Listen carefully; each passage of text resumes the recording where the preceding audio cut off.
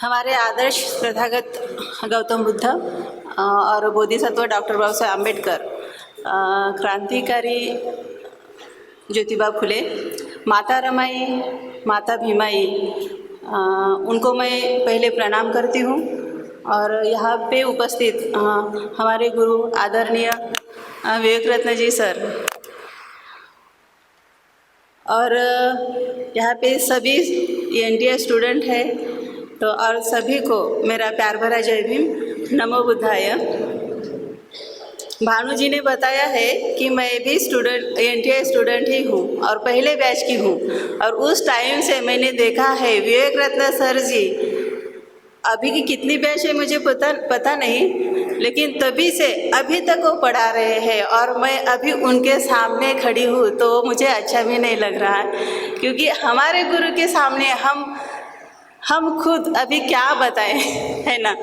तो सभी को ये फीलिंग आती होगी, मुझे भी आपकी तरह आ रही है। और यहाँ पे मैं जो खड़ी हूँ ना, तो मैं सबसे पहला तो इसको मौका जो मिला है ना मुझे, तो ये यहाँ से ही मिला है। मेरा जो टर्निंग पॉइंट है तो ये नागलोक ही है। मैं जिस स्थिति से आई हूँ, भले ही मैं महाराष्ट्र की हूँ, महाराष्ट्र में होने के बावजूद भी हम बोलते हैं कि महाराष्ट्र में बहुत सारे बुद्धिज़्म लोग हैं। यहाँ पे सीखने के बाद ही मुझे बाबा साहेब पता चले। बाबा साहेब को हम बोधिसत्व क्यों कहते हैं, यही से मुझे पता चला है। इसीलिए मैं बोलती हूँ कि यही मेरा नागलोक ही मेरा सबसे बड़ा टर्निंग पॉइंट है मेरे जीवन का। और उसको लेके मैं अभी तक त्रिरत्न बौद्ध महासंघ के साथ जुड़ी हूँ। और मुझे ये नागलोक जब मैं यहाँ आती हूँ तो मुझे ऐसा लगता है कि मेरा है।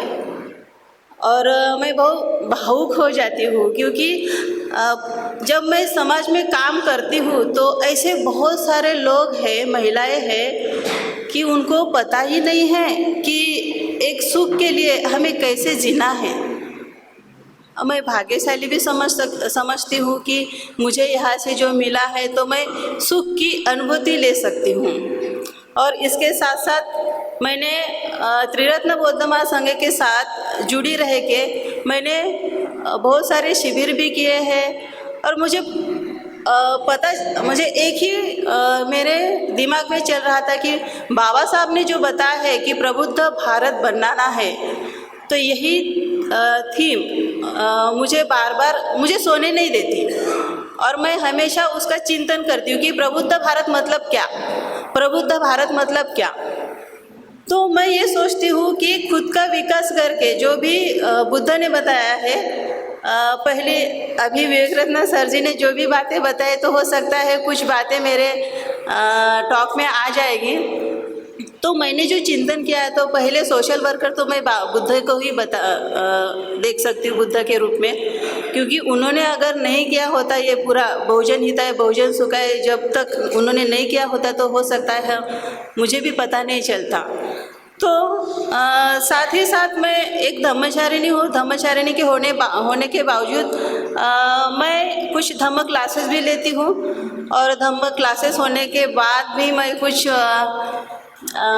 शिविर भी लेती हूँ, धम्म मित्र के शिविर लेती हूँ, महिला धम्म मित्र के शिविर। अभी मैंने पिछले महीने ही एक कालाम सुत्ता का स्टडी लिया है भाजा में। और दूसरी बाजू जो मेरी देखी जाए तो एक सोशल वर्कर हूँ।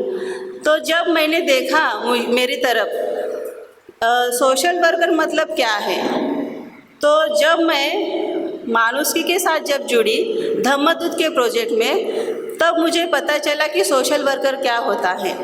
और हमारा जो ट्रेनिंग होता था तो पूरा बुद्धिज़्म ही पढ़ाते थे।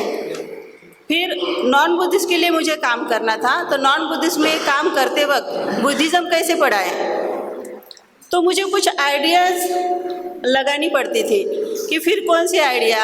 बुद्ध का उदाहरण रहता था, फिर मैं थोड़ा सा लोग तुकाराम महाराज को पहचानते हैं महाराष्ट्र में, तो मैं उनका उदाहरण देके मुझे कभी कभी बताना पड़ता था।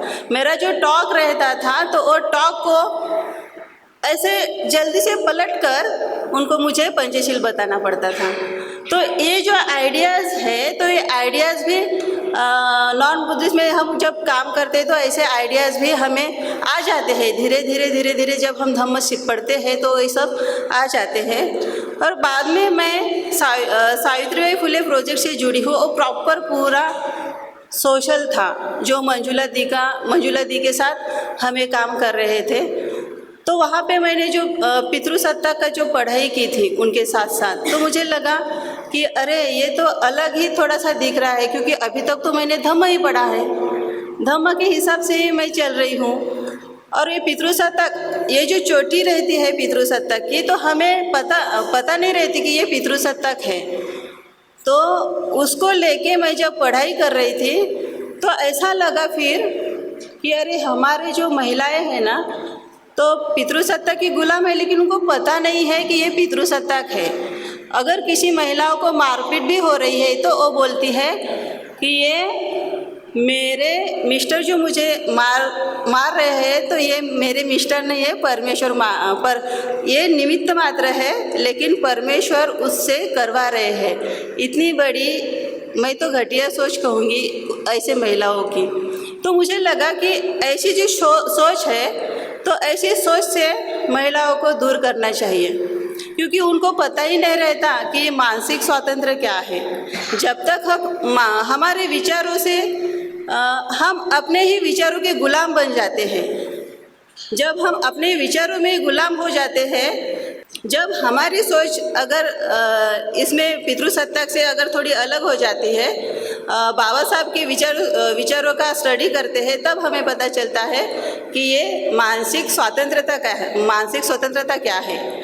मैंने जो मुक्ति कौन पते पढ़ा था, बाबा साहब का भाषण है वहाँ पे, तो वो बोल रहे थे कि मुझे बुद्धिज़्म का स्वीकार तो करना है, धर्मांतर तो करना है, लेकिन सबसे ज़्यादा मुझे अपने लोगों को गुलामी से, मानसिक गुलामी से मुक्त करना है। ये मुझे ये विचार जो है तो बहुत अच्छा लगा।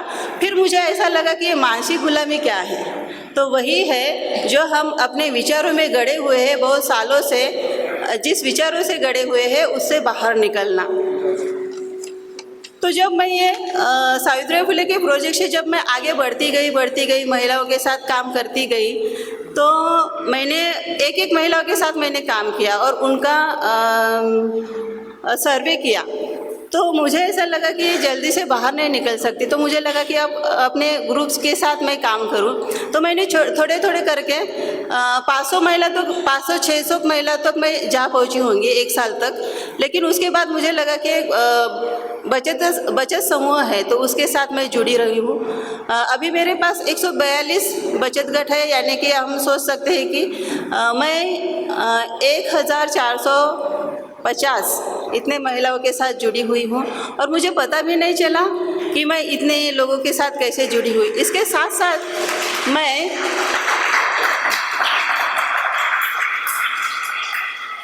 उनके साथ रह के कुछ उनको सावित्रीबाई फुले के प्रोजेक्ट से तो 2 विषयों पर ज़्यादा हम काम कर रहे थे। एक है था डोमेस्टिक वायलेंस और दूसरा था महिलाओं को रोज़गार उपलब्ध करके देना। तो मैंने महिलाओं को रोज़गार उपलब्ध करने के लिए तैयारी की थी और उनके साथ मैं जुड़ी रही थी और कुछ संस्थाओं के साथ मैं जुड़ी रही। लेकिन हमारा जो बेस है यहाँ का, नागलोक का जो बेस है, तो वो मैंने कभी छोड़ा नहीं।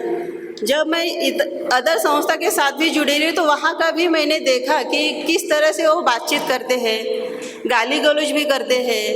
लेकिन मैं उनके सामने जब खड़ी रहती थी, लेकिन अभी भी खड़ी रहती हूँ, तो चुपचाप हो जाते हैं। पता नहीं कैसे क्या हो जाता है। सुबह ही लोकमित्र सर जी ने कहा था कि अगर समाज में हम जाते हैं और हमारा प्रभाव उन पर पड़ता ही नहीं तो आश्रय नहीं क्या।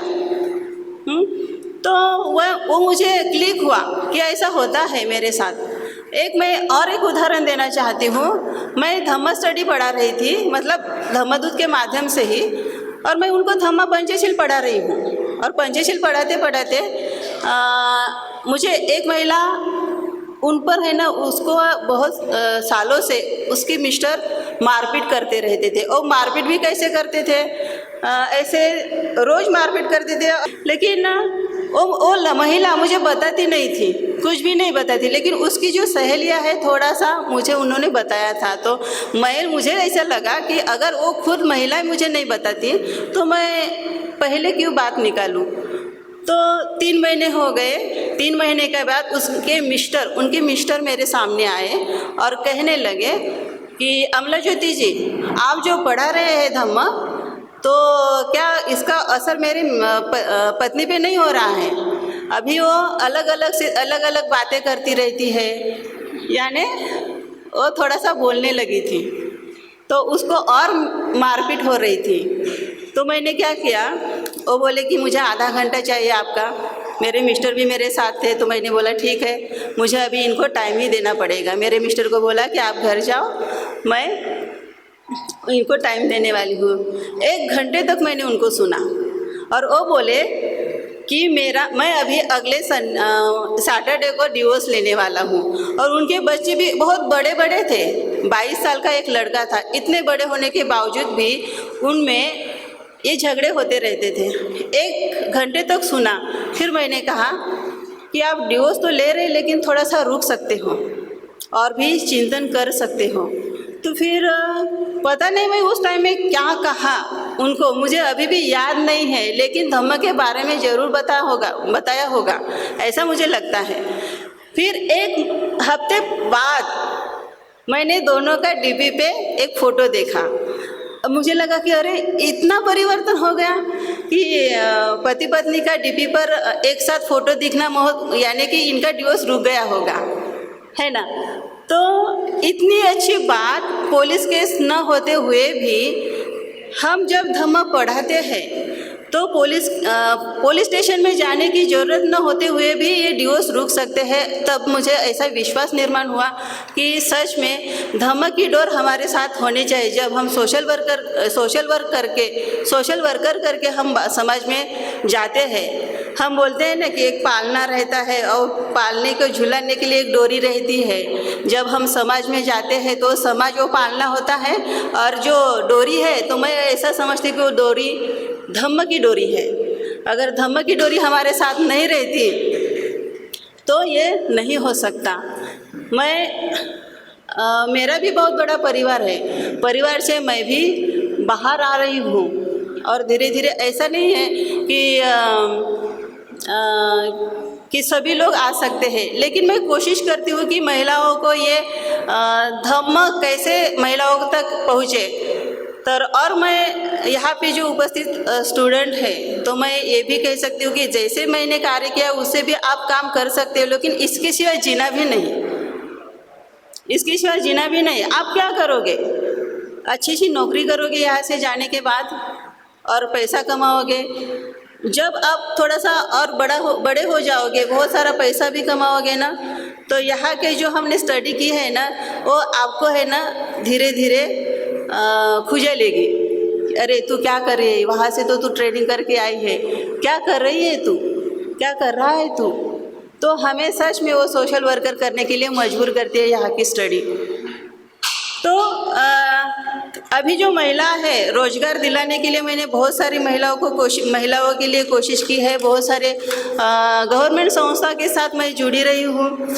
आपने यशोदा का नाम सुना होगा, वहाँ पे मैंने ट्रेनिंग की है। ऑल महाराष्ट्र में वो पंचायत समिति, ग्राम पंचायत वगैरह उनके लिए ही काम करती रहती है, उनको ट्रेनिंग देती है। वहाँ पे मैंने जो ट्रेनिंग ली है, लेकिन हम जब समाज कार्य करने जाते हैं तो हमारे साथ हमारा उद्देश्य तय होता है कि वहाँ जाकर मुझे क्या करना है। हम सब पढ़ाई करके भी जाते हैं, वो हमारी सोच ही है जो हमें वहाँ पे लेके जाती है।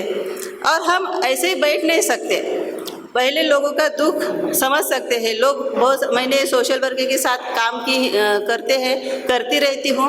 वो उनका क्या रहता है, धीरे झट से वो कागज़ पर लिखना, और जो हमारे बॉस रहते हैं उनको बताना कि ऐसा ऐसा हो गया, आज का काम पूरा हो गया, बाद में सब खत्म। लेकिन मैं जब जाती हूँ उनके साथ तो सच में क्या परिस्थिति है, वहाँ की जो क्या परिस्थिति है, उनकी समस्या क्या है, उनकी समस्या को लेके वो पूरा हल कर सकती हूँ।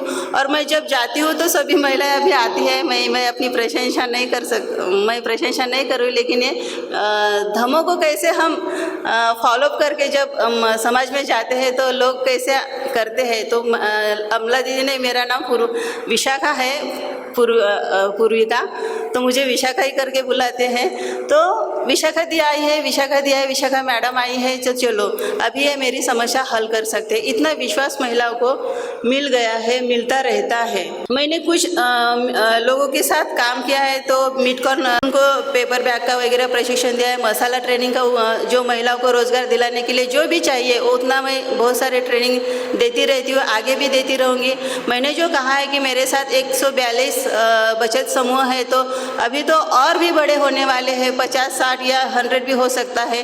और जो भी धम्मदूत में मैं जब काम कर रही थी, तो लोकमित्र सर जी ने जो कहा था कि नॉन बुद्धिस्ट कम्युनिटी में जाके आपको काम करना है, तो मैं अगर यहाँ पे लोकमित्र सर होते तो मैं उनको बता देती कि मेरे पास बहुत सारे नॉन बुद्धिस्ट लोग हैं और मैं उनके साथ, धम्म के साथ उनके साथ रहती हूँ। लेकिन ये जो हमारे साथ काम करते वक्त मैंने कहा कि मैं पूजा भी करती रहती हूँ। मुझे लगता है कि मैं जब समाज में जाती हूँ तो मैं सच में कहती हूँ कि मैं मेत्ता भावना करके जाती हूँ। जब मैं मेत्ता भावना करती हूँ तो मुझे अच्छा लगता है और लोगों के साथ मैं बहुत अच्छे से जुड़ी रहती हूँ। बहुत बार समाज में जाते वक्त हम बाहर की महिलाएं जो है तो बहुत हिंसात्मक भी रहती है, तो हिंसात्मक होने के बाद मेरे ऊपर मैं भी हिंसात्मक ना हो, तो मुझे लगता है कि मेत्ता भावना करके मैं सैटिस्फाइड रहती हूँ और मैं वहाँ जाकर मैं बहुत अच्छे से काम कर पाती हूँ। तो ये बहुत अच्छा लगता है जब मैं यहाँ पे आती हूँ। और एक सप्तम पूजा का 7वां अंग है, उसके बाद मैं अपना ये समाप्त कर देती हूँ। सप्तम पूजा का अंग जो है वो बोधिसत्व का है। जब मैं बाबा साहब का चिंतन करती हूँ तो बोधिसत्व क्यों बोलते हैं बाबा साहब को? बाबा साहब ये भी कहते हैं कि मेरे दुश्मन भी मेरी तरफ उंगली नहीं कर सकते, उंगली दिखाकर कुछ मेरे ऊपर दोष नहीं लगा सकते, क्योंकि मेरा शिलाचरण वैसा है। तो हमारा शिलाचरण इतना आदर्श होना चाहिए, हमारा शरण गमन इतना बढ़िया होना चाहिए कि सच में बाबा साहब जो बोलते तो क्यों ना हम भी हम कर पाते हैं, हम कर सकते हैं। तो इसको ही लेके हम जब सप्तम पूजा का अंग है 7वां अंग, तो उसका थोड़ा सा पूरा ये मैं बताती हूँ कि क्या है उसमें। एवं सब करके मैंने जो पुण्यार्जन किया है उससे सब प्राणियों का सर्व दुख शमनकारी बने। जैसे पृथ्वी आदि महाभूत अनंत आकाश पर्यंत व्याप्त अनगिनत प्राणियों के नाना प्रकार से भोग्य होते हैं, वैसे ही आकाश व्याप्त प्राणियों के लिए मैं तब तक नाना प्रकार से उपजीव्य हूँ जब तक कि सब शांति का लाभ न कर ले। ये बोधिसत्व की प्रतिज्ञा है।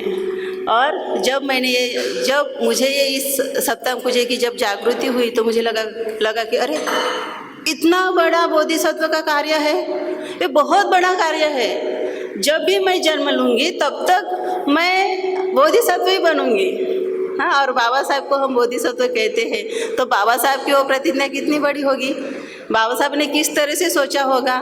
तो ये सब महसूस करना है और आगे चलकर भी हमें इसी को लेके, धम्मों को लेके ही हमें सोशल वर्क करना है और हम ही कर सकते हैं। एनटीए स्टूडेंट ही अच्छे से सोशल वर्क कर सकते हैं, इस पर मेरा पूरा विश्वास है, क्योंकि मैं भी उससे आगे निकल रही हूँ। मैं भी जाऊँगी, आपके साथ भी रहूँगी। तो इसी के साथ मैं अपने यहाँ पे उपस्थित मंजुला दी हैं, तो वहाँ उनके कारण मुझे यहाँ बोलने का मौका मिला है। तो मैं उनका बहुत बहुत आभार करती हूँ, पुण्यानुमोदन करती हूँ। और एनटीए स्टूडेंट का भी मैं बहुत बहुत पुण्यानुमोदन करती हूँ, जो आपने मुझे अच्छे से सुन लिया। पता नहीं कितना अच्छा हुआ कि नहीं, लेकिन सुन लिया। और मेरी बहनें हैं, तो हम बातचीत करते रहते हैं, कैसा चल रहा है, कैसा टॉक हो रहा है, कैसा बोलने वाले हैं। तो उनकी भी मुझे बहुत मदद मिली है, तो मैं उनका भी पुण्यानुमोदन करती हूँ। और हमेशा हमेशा मैं विवेक रत्न जी का पुण्यानुमोदन करती रहती हूँ कि मैं जब भी शिविर लेती हूँ, धम्म का शिविर लेती हूँ, तो मैं उनके ही टॉक सुनती हूँ और उनको बार बार फ़ोन करके पूछती रहती हूँ कि विवेक रत्न जी मुझे इसके बारे में बताइए, मैं क्या कर सकती हूँ, कैसे लोगों के सामने प्रेजेंट कर सकती हूँ। तो मैं उनका हमेशा के लिए मैं बहुत बहुत पुण्यानुमोदन करती हूँ, आभार व्यक्त करती हूँ। और अभी भानु जी है मेरे साथ, तो उन्होंने मुझे मेरा अच्छा सा परिचय करके दिया। हम साथ साथ आए थे, वो बोल रहे थे चलो मुझे आपकी जानकारी चाहिए, मुझे नहीं पता था कि वो मेरा परिचय करके देने वाले हैं। तो उनका भी मैं पुण्यानुमोदन करती हूँ, आभार व्यक्त करती हूँ। यहाँ पे रुकती हूँ।